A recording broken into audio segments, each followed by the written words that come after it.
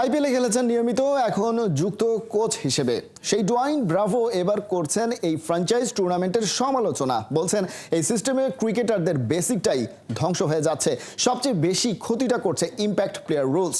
রিপোর্টে বিস্তারিত। দর্শক কেবল 4 ছক্কা দেখতে চায়, সেই অজুহাতেই বিশেষভাবে করা হচ্ছে আইপিএল এর ডিজাইন। ধরতক্তা মারপেরেক পদ্ধতিতে চলছে সব।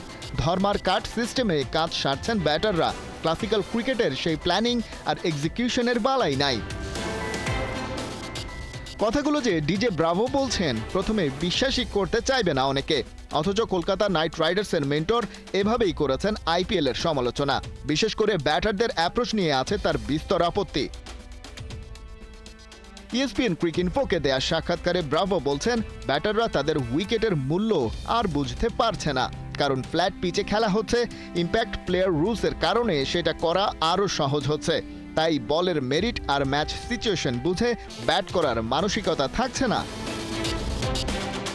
ব্রাভো এমনকি নিজের দল কলকাতার ব্যাটিং লাইন নিয়েও খুশি নন। বলছেন তাদের অ্যাটাকিং ব্যাটিং অর্ডার রয়েছে বটে, তবে ক্রিকেট এমন হতে পারে না। ব্যাটারদের প্রতি পরামর্শ, পরিকল্পনা যাই হোক, ক্রিকেটের বেসিক ধরে রাখতে হবে। ক্যারিবিয়ান এই সাবেক ক্রিকেটার মনে করিয়ে দিয়েছেন, গেম অ্যানালাইসিস না করেই ব্যাট চালিয়ে যাওয়া, কেবল বাউন্ডারির জন্য 22 গজে নামার মতো কাজকে ঠিক স্মার্ট বলা যায় না। তবে বোলাররা এই সিচুয়েশন হ্যান্ডেল করছেন যথেষ্ট স্মার্টনেসের সাথে। ব্যাটারদের লাগাম টানতে পারছেন, মাইন্ড রিড করে বল করতে পারছেন বলেই স্কোরবোর্ড তেমন ভারী হচ্ছে না। যদিও ব্রাভো নিজেও হার্ড হিটার ব্যাটার হিসেবে বেশি পরিচিত। 2021-এর পর আর ইন্টারন্যাশনাল টি20-তে নেই, তবে দুনিয়া জুড়ে খেলে বেরিয়েছেন ফ্র্যাঞ্চাইজি টুর্নামেন্ট, হয়েছেন ক্রিকেটের ফেরিওয়ালা। দুনিয়ার সবচেয়ে টপ রেটেড টুর্নামেন্ট আইপিএল, তা নিয়ে সন্দেহের সুযোগ নাই।